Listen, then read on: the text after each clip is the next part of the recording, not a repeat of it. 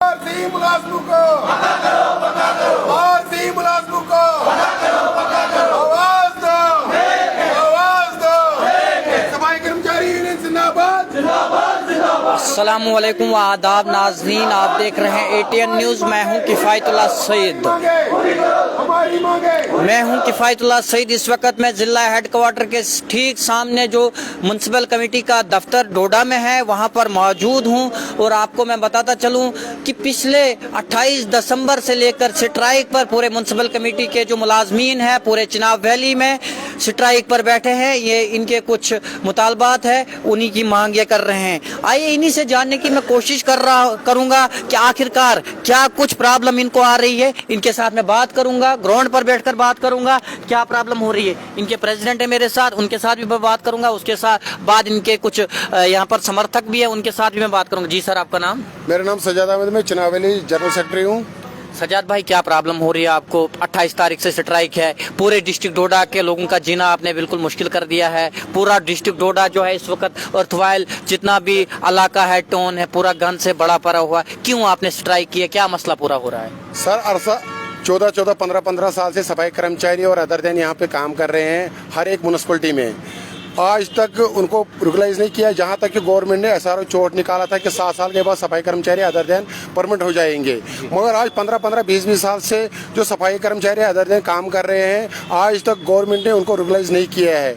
और एक बात और है कि जब दफा 370 19 अगस्त 2019 5 अगस्त 2019 में यूटी दफा 370 तोड़ दिया है तो यूटी बना दी गई है। तब से अगर यूटी है तो यूटी का रेट दिया जाए। और तीसरा मुद्दा हमारा ये है कि जो परमानेंट मुलाजिम 2014 में परमानेंट हुए हैं तो उनके लिए पेंशन स्कीम लागू किए जाए। हालांकि अगर एक MLA 5 साल MLA करता है, वो लोगों को ठगाता है, कुछ भी करता है, मगर उसके बाद 5 साल के बाद उसको 1 लाख रुपए पेंशन होती है। सफाई कर्मचारी अगर ईमानदारी से 60 साल किसी डिपार्टमेंट को देता है, म्युनिसिपल काउंसिल को देता है, कमेटी को देता है, तो 60 साल के बाद उसके लिए कोई पेंशन स्कीम नहीं है।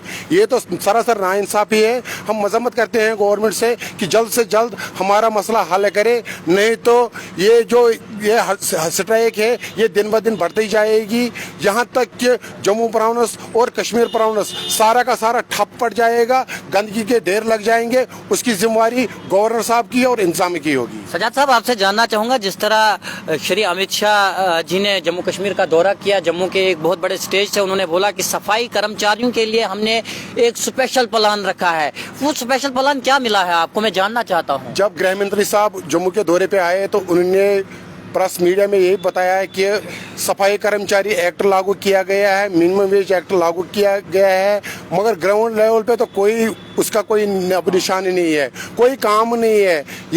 ये पता नहीं है कि मुंह से बोल दिया हुआ या नहीं हुआ है, इसका कोई इन्फॉर्मेशन नहीं है।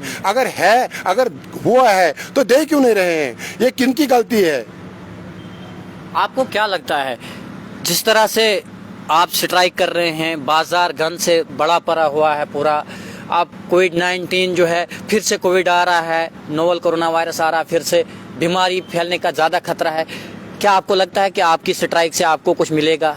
आपको नहीं लगता इससे ज़्यादा ही नुकसान हो जाएगा? लोग भी जो है इससे मरेंगे क्योंकि बीमारियाँ ज़्यादा। सर, हम नहीं चाहते हैं कि हमारा कस्बा या चिनाब वैली गंद में पड़े रहे। हम भी नहीं चाहते हैं, हम साफ करने वाले हैं, गंद मचाने वाले नहीं हैं, मगर मजबूरी है क्योंकि हमने बहुत बार कागज़ भी भेजे हैं, ऐसे भी हम डायरेक्टर ऑफिस गए हैं, सेक्रेटरीट गए हैं, मगर आज तक हमारी सुनवाई नहीं हुई है, कहीं भी हमारी सुनवाई नहीं हुई है। ये एक ही लास्ट हमारा हथियार है कि जो कि हड़ताल की है। हम भी नहीं चाहते हैं कि हम हड़ताल करें, मगर मजबूरी तौर पर हमें करने पड़ती है हड़ताल। आप मुझे बताएं, जिस तरह आपने कहा कि एक MLA जब 5 साल आपने कॉन्स्टिट्यूंसी को देता है और उस 5 साल में भी वो सब्ज बाग अपने लोगों को दिखाता है, उसके बाद उसको 1 लाख या 1.5 लाख रुपए जो है पेंशन के तौर पर 5 साल के बाद दिया जाता है। आपको कितनी तनख्वाह माहाना मिलती है? हमें माहाना तनख्वाह 6,750 रुपए मिलता है। 750। उस 750 में क्या आपके घर वालों का और आपका गुजारा होता है? सर, ये आप खूब बखूबी जानते हैं कि 6,750 में घर चलाना बहुत मुश्किल है। हम इनको ये नहीं बोलते हैं कि हमें स्टेट दे दो या हमें कोई मंत्री बना दो। हम इनको बोलते हैं कि हमारे पास आधी रोटी है, आधी रोटी और दे दो। जो हम क्या आधी रोटी दिन को खाएंगे, आधी रोटी शाम को खाएंगे। और आप बखूबी जानते हैं कि 6,700 रुपये में आजकल क्या बनता है। हमारे बच्चे अनपढ़ रहते हैं, हमारा घर का खर्चा बहुत मुश्किल से चलता है। ये तो ना ही चलने की वाली बात है। अगर एक महीना हम अपने साहूकार को पैसा नहीं देते हैं तो दूसरे महीने वो राशन भी नहीं देता है। ये भी जानते हैं आप कि आज महंगाई का दौर कितना है। आज सिलेंडर 1050 रुपये में सिलेंडर बढ़ जाता है। और दाल का आपको पता है कि दाल किस रेट में है आजकल है। इसलिए बहुत मुश्किल है हमारा घर चलाना। हम गवर्नमेंट से फिर इल्जा कर रहे हैं कि पूरी से पूरी तौर हमारा मसला हल करे, नहीं तो ये हड़ताल हटने वाली नहीं है। ये जितनी देर तक ये हमारा मसला हल नहीं करेगा, ये हड़ताल कंटिन्यू रहेगी। सजाद साहब, जानना चाहूँगा, जिस तरह से बिजली वालों ने एक एजिटेशन चलाई, 3 दिन तक पूरे जम्मू कश्मीर में बिजली बंद रही, हड़ताल रही, बिजली बंद रही, और उसके बाद ड्यूकॉम डॉक्टर राघव लंगर ने उनके साथ जो है उनकी बातें सुनी, उनका मसला हल किया, गवर्नर इंतजामिया ने भी उनका मसला हल किया। आपके साथ क्यों नहीं कर रहे हैं, जबकि ये एक बहुत बड़ा मसला है इस वक्त? डोडा टोन बिल्कुल जो है गंद से बड़ा पड़ा हुआ, आपके साथ क्यों नहीं आपका मसला हल कर रहे हैं? ये तो उनकी कोताही है जो हमारे पास नहीं आए हैं, हमारा मसला हल नहीं किया है। वही तो मैंने पहले भी आपको बता दिया, हम तो इनको स्टेट नहीं मांग रहे हैं। हम तो यही बोल रहे हैं इनको कि हमारे पास आधी रोटी है, आधी रोटी और दे दो। हम तो इनको हिंदुस्तान तो नहीं पूरा मांग रहे हैं। हाँ, अगर हम हिंदुस्तान के रहने वाले नहीं हैं, वो भी ये बता दे। 61,000 मुलाजिम है कैजुअल लेबर, 61,000 जम्मू कश्मीर में। हम एक ये नहीं बोल रहे हैं कि जम्मू प्रोविंस को हम बोल रहे हैं कि 61,000 मुलाजिमों को अगर इनके पास कुछ नहीं है, फिर 61,000 मुलाजिम लगाए क्यों इन्होंने? जिस तरह पिछले साल भी आपने एक स्ट्राइक की थी, एजिटेशन की थी, डीसी डोडा ने आपके साथ कुछ वादे किए थे, आपके पास आए थे शायद वो, उसके बाद आपने स्ट्राइक को ख़त्म किया था, आपने पूरे गले कोचे शहर को साफ किया था। क्या इस बार भी कोई अभी तक आपके पास आया, कोई फ़ोन आपको आया, कोई मैसेज आपको आया? इस बार हमें डायरेक्टर साहब ने बुलाया था, 4 दिन पहले बुलाया था डायरेक्टर साहब ने। मगर जब भी हम हड़ताल करते थे तो डायरेक्टर साहब या डीसी साहब हमें बुलाते थे। इस बार हम डायरेक्टर साहब ने जो बुलाया है तो आश्वासन मिलता था, मगर इस बारी कोई आश्वासन नहीं मिला है, कुछ भी नहीं मिला है। ये तो मेरे ख्याल से बड़ी गहरी नींद में सोए हुए हैं। ये अगर चाहते तो एक आजकल गवर्नर राज है, गवर्नर के हाथ में सब कुछ है, वे 1 घंटे के अंदर अंदर हमारा मसला हल कर सकते हैं, मगर नहीं करेंगे। तो सर आपका नाम? आसिफ इकबाल, काउंसलर। सर आसिफ साहब, मैं जानना चाहता हूँ, आप इनके समर्थन में आए हैं? हाँ, हम इनके साथ हैं, इनके समर्थन में हैं। जो इनकी डिमांडें हैं, जनमन डिमांडें हैं। जब 2014 में मोदी साहब ने हुकूमत संभाली थी, भारत सरकार में हुकूमत संभाली थी, वज़ीर आज़म बने थे, तो उनका पहला नारा यही था कि हम स्वच्छ भारत मिशन, आप देख रहे हैं कि स्वच्छ भारत मिशन, और 2019 में 5 अगस्त के बाद जब दफ़ा 370 और 35(1) के खात्मे के बाद इन्होंने कहा था कि हम जम्मू कश्मीर को सोने की चिड़िया बनाएंगे, और आप देख रहे हो कि सोने की चिड़िया आपके पीछे बैठी हुई हैं। उसके बाद इनकी जो डिमांडें हैं, ये मांग रहे हैं कि हमारे जो वेजेस है, यूटी, अगर आपने यहाँ पर यूटी बनाई हुई है, कम से कम यूटी के रेट्स इनको दिया जाए। 750 रुपये में इनका गुजारा नहीं होता है। मतलब गुजारा इनका नहीं बल्कि किसी इंसान का गुजारा आज के दौर के अंदर, इस महंगाई के दौर के अंदर नहीं है।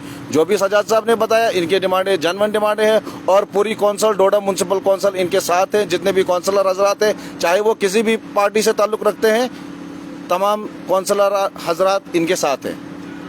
बहुत बहुत शुक्रिया सर। क्या सजाद साहब, क्या यहाँ पर और भी लोग हैं, इनसे भी जानना चाहता हूँ कि आखिरकार पूरा क्या सिस्टम चल रहा है। सर आपका नाम? रमेश, म्यूनसिपल कौंसिल डोडा, वार्ड नंबर 16। रमेश जी, जिस तरह ये एजिटेशन कर रहे हैं, नाराबाजी कर रहे हैं, पूरा शहर गंद से भरा पड़ा हुआ है, क्या आप डिमांड नहीं सरकार से करते हैं कि इनका मसला हल करते हैं? क्योंकि लोगों को बीमार देखिए, सबसे पहले तो आप मीडिया फ्रेटर्निटी का धन्यवाद करता हूँ कि ये जो बारिश का मौसम आप देख रहे हैं, हमारी डिस्ट्रिक्ट को देख के आप अनुभव कर पा रहे हैं कि भाई बारिश का मौसम है और हम लोग बीच सड़क में खड़े आपको मिल रहे हैं। तो यहाँ से आप अंदाज़ा लगाइए कि हमारी जो मांग है उसकी ग्रेविटी क्या है, और एडमिनिस्ट्रेशन का तानाशाही का सिस्टम क्या है कि एडमिनिस्ट्रेशन ने अभी तक 7 दिन हो गए, इनसे बात करना भी गवारा नहीं समझा। इतनी ब्यूरोक्रेसी इतनी हावी हो गई है, मैंने परसों भी 4 दिन पहले भी गवर्नर साहब से एक सबमिशन की थी, हाथ जोड़ के विनती की थी कि वह कोई ताजमहल नहीं मांग रहे हैं, ये सिर्फ अपनी एक डिमांड मांग रहे हैं कि यूटी की जो भी नॉर्म्स हैं उनके हिसाब से इनको वेतन दिया जाए, जो कि एक सबकी एक जेन्युइन डिमांड है, ये कोई पर्सनल डिमांड नहीं है। और ये मुद्दा हम लोग महसूस करते हैं कि गलियां हमारी, सड़कें हमारी, इन लोगों ने हमें जिता के काउंसिल में भेजा, अगर हम इनकी बात नहीं कर रहे तो हम अपनी ड्यूटी अच्छी से नहीं कर रहे हैं। कहने का मतलब ये है कि जनाब, अगर आपने किसी चीफ सेक्रेटरी की सैलरी को एनहांस करना होता, आपको रातों रात पेपर्स में ऑर्डर दिखते हैं कि भाई इसको यहाँ से ये चीज़ एनहांस की और इसकी transfer as a commissioner secretary से चीफ सेक्रेटरी को बना दिया। तो आप लोग क्या कर रहे हैं हमारे लिए? इसका मतलब आप क्या चाहते हैं? तोड़फोड़ चाहते हैं? आप क्या चाहते हैं? Sir council as a individual, as a ward councillor हम इनके साथ हैं, शाना बशाना है। और गवर्नमेंट से एक बारी अंतिम चेतावनी देते हुए गवर्नमेंट को यह जता देना चाहते हैं कि जो भी गंदगी गलाजत आप छुपा के नालियों में डालते हैं, हम लोग इनके द्वारा उस गंदगी को साफ करवाते हैं। और ये डिमांड को एहसान तो नहीं करना है। सर, एक साइड से कोरोना वॉरियर्स बताया जा रहा है, जिस तरह पिछले 2 साल से लॉकडाउन चल रहा है, कोरोना की बीमारी चल रही है, बहुत बड़ी बीमारी, इन लोगों ने उस बीमारी से जो है लोगों को, बहुत सारे लोगों को बचाया, क्योंकि शहरों को साफ रखा, गली कोचों को साफ रखा। कोरोना वॉरियर्स का सर्टिफिकेट तो दूर, कोरोना वॉरियर्स तो बोलना इनको दूर, साथ में इनको वेजेस भी नहीं मिल रहे हैं। देखिए, जब डे फर्स्ट इनको सर्टिफिकेट मिले जा रहे थे, I was the first person to oppose that certificates. हमें आपकी सर्टिफिकेट की जरूरत नहीं है, हमें खाने के लिए जो हम आपसे मांग रहे हैं वो दीजिए, हमें सर्टिफिकेट हमें चिपकाने के लिए नहीं चाहिए, हमें रिकग्निशन आपके माध्यम से, आपके अपनी वेजेस से चाहिए। We are not bonded labourers, this is a democratic country, the solution will be come as a democratic setup. और being a UT, you have to implement the latest urban local bodies laws. Sir, आपको लगा कुछ article 370 खत्म होने के बाद कुछ जम्मू कश्मीर के लोगों को कोई फायदा मिला, कुछ खास फायदा मिला? देखिए, सबसे बड़ी बात है कि कोई भी सिस्टम जो है ना, उसको अपडेशन में थोड़ा सा टाइम लगता है। इनका जो मसला है वो जेन्युइन है।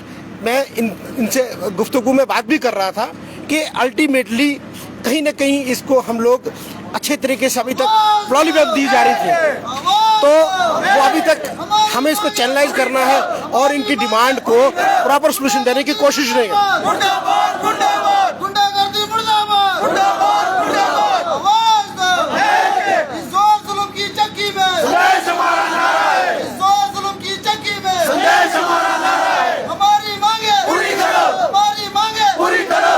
सर, क्या कहना चाहेंगे आप यूटी गवर्नमेंट को, क्या कहना चाहेंगे लास्ट में?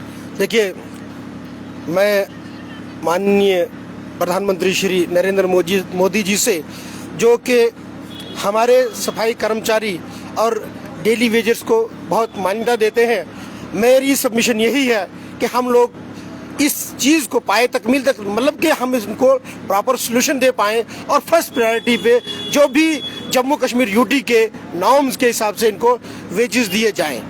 यही मेरी सबमिशन है। बहुत बहुत शुक्रिया सर। तो जैसा कि आपने देखा, यहाँ पर वार्ड काउंसलर भी है, प्रेसिडेंट भी है, म्युनिसिपल कमेटी के प्रेसिडेंट भी है, और भी कुछ लोग जो है इनको समर्थन में आए हैं। इनसे भी बात करेंगे, जो कि कुछ सोशल एक्टिविस्ट है। जी भाई, आपका नाम? जी, आदिल हुसैन। आदिल भाई, क्यों आए हैं आप आज? सर, मैं इनके साथ हूँ, और पहले भी जिस टाइम इन्होंने ये स्ट्राइक की थी, पिछली बार में भी मैं इनके साथ था, और इंशाल्लाह जब तक नहीं ये परमिट इनका मसला हल हो जाएगा तब तक इंशाल्लाह मैं इनके साथ हूँ, शाना बाई शाना। और इनकी जो जेन्युइन बात है, जेन्युइन स्ट्राइक है, कोई इतनी बड़ी ये कोई आफत आने वाली नहीं है, या गवर्नमेंट से ये आफत नहीं मांग रहे हैं। ये यही मांग रहे हैं कि 6700 पे तो आपको खुद पता है, जब जो कि जिस time SPO Jammu and Kashmir में लागू हुआ था तो उस टाइम में तो 15 या 600 पे चल रहे थे। अभी तक तो SPO की अभी सैलरी आप खुद मानते हैं, खुद जानते हैं, हम भी जानते हैं, आप भी जानते हैं, 18,000 है। तो जाहिर सी बात है, ये तो कोई। आदिल भाई, जानना चाहूँगा, क्या आप किसी पार्टी के साथ वाबस्ता है, या एक सोशल एक्टिविस्ट है, या क्या? जी, सोशल एक्टिविटीज़ भी हूँ, और भारतीय जनता पार्टी का मैं सेक्रेटरी हूँ, डिस्ट्रिक्ट। जानना चाहूंगा आपसे कि आप जब आपने भारतीय जनता पार्टी का सेक्रेटरी होने के नाते आप यहाँ पर आए हैं, जानना चाहता हूं कि आपकी सरकार बार बार ये कह रही है कि जम्मू कश्मीर के टेलीविजन जो है ये पिछले सरकारों की फेंकी हुई हड्डी है। क्या आप इस बात को मानते हैं कि ये हड्डी है? देखिए ये गलत है और शायद मैं ये मानते हैं आपकी और सरकार गलत बोल रही है? नहीं, मैं ये मानने के लिए मैं तैयार नहीं हूँ, ना मैंने ये सुना बात, ये मैंने बात नहीं सुनी। जाहिर सी बात है अगर आपके मुंह से मैं सुनता हूँ तो ये मैं नहीं मान सकता। मगर ये मसला है कि अगर ये पिछली सरकार के लगाए हुए हैं या और कुछ है, वो उनकी हेडिक थी, क्या था क्या नहीं। मतलब ये है कि देखिए अभी पिछले महीने में यहाँ पे बस स्टैंड में 2-3 जलसे हुए और मैं नाम नहीं ले लूँगा किस पार्टी के थे, और उस पार्टी ने के जो यहाँ पे एमएलए रह चुके हैं तो उन्होंने माइक पे बताया कि 7 साल हो गए भारतीय जनता पार्टी को डिस्ट्रिक्ट डोडा में काम करते हुए। उन्होंने क्या किया मैं भी जानना चाहता हूँ क्या किया। ठीक है मैं बताऊंगा। और आप बताइए कि 12 साल उस बंदे की हुकूमत पूरे डोडा डिस्ट्रिक्ट में रही, उन्होंने क्या किया? नहीं, 12 साल अगर उनकी हुकूमत रही, उन्होंने क्या किया क्या नहीं किया। मगर आपकी प्रेजेंट टाइम में दिल्ली में भी हुकूमत है और चिल्ली में भी हुकूमत है, आपने क्या किया? ठीक है बिल्कुल आप बताएं। आप देखिए ये जितने भी डोडा डिस्ट्रिक्ट के, चाहे बद्रा है, गुंदो है, ये गुंदो के साथ भी पड़ता है, बद्रा के साथ भी पड़ता है, डोडा डिस्ट्रिक्ट पे बर्त में भी पड़ता है। बहुत सारे लोग जो इस वक्त सड़कों पे दिखाई आपको नहीं दे रहे, किसी प्रोजेक्ट में है ही है। अभी नाशली टंडल रहा है, इसमें भी पार्टीबाजी की जा रही है ना। जो बीजेपी के लोग हैं उन्हीं को सिर्फ नाशली टंडर में लगाया जा रहा है, उन्हीं को सुध महादेव टंडर में लगाया जा रहा है। नहीं, कांग्रेस के बंदे हैं, बीजेपी के बंदे लगे, पीडीपी के बंदे लगे, बिल्कुल लगे। ये अब इस टारगेट बनाया जाता है, जब इंसान ताकतवर एक होता है उस इंसान को आप गिराने की जब कोशिश करते हैं उनको टांग से खींचा जाता है। मैं आपसे जानना चाहूंगा कि कोई आपने ऐसी बिल्डिंग बनाई, कोई आपने ऐसा प्रोजेक्ट खोला। हमने डोडा कपरन रोड मांगी थी बीजेपी से, नितिन गडकरी आए यहाँ पर, क्यों नहीं उन्होंने दी? एक ड्रीम प्रोजेक्ट है। मेरी बात सुने जब इसमें उतना पैसा है था ही नहीं। इंशाल्लाह हो जाएगा, कोई मसला नहीं, आगे थोड़ा हो जाएगा। आप देखिए कि जो 12 साल तक डेवलपमेंट इधर डोडा में, आप देखिए पिछली बार भी मुश्किल के साथ शक्तिराज परियार साहब ने अपने CDF से भारत रोड को ठीक किया है। आप देखिए आप बखूबी जानते हैं। आप देखिए शक्तिराज परियार साहब का खास जो जेब से निकाला CDF से सरकार का ही होता है। बिल्कुल है था, मगर आप देखिए 2027। आपसे जानना चाहूंगा कि आज आप यहाँ पर आए हैं, क्या आप अपने पार्टी तक ये मैसेज पहुंचाएंगे इनका कि ये इनका मसला हल हो जाए? सर मैं यही कहना चाहता हूँ हिंदुस्तान के प्रधानमंत्री साहब से, मोदी साहब से मैं ये पुरअमन अपील करना चाहता हूँ, गुजारिश करना चाहता हूँ कि जम्मू एंड कश्मीर में सिर्फ इतने ही टेलीविजन नहीं, जो भी जम्मू एंड कश्मीर में हर एक डिपार्टमेंट के साथ जुड़े हुए हैं उन सबको परमिट किया जाए। ये गुजारिश भी है, ये रिक्वेस्ट भी है। ये अगर ये गवर्नमेंट को इनका ये नहीं आएगा, तरस नहीं आएगा, इनके बच्चों का तरस खाकर इनको परमिट किया जाए और इंशाल्लाह मुझे उम्मीद है 100%। भाई आप मानते हैं कि सफाई कर्मचारी के बगैर हमारी जिंदगी जो है अधूरी है? बिल्कुल। देखिए कि मैं अभी अपने गेट से बाहर, यानी कि अपने घर के गेट से बाहर निकल गया तो जो हमारे नाले खुले वगैरह हैं वो बिल्कुल ब्लॉक कर गए।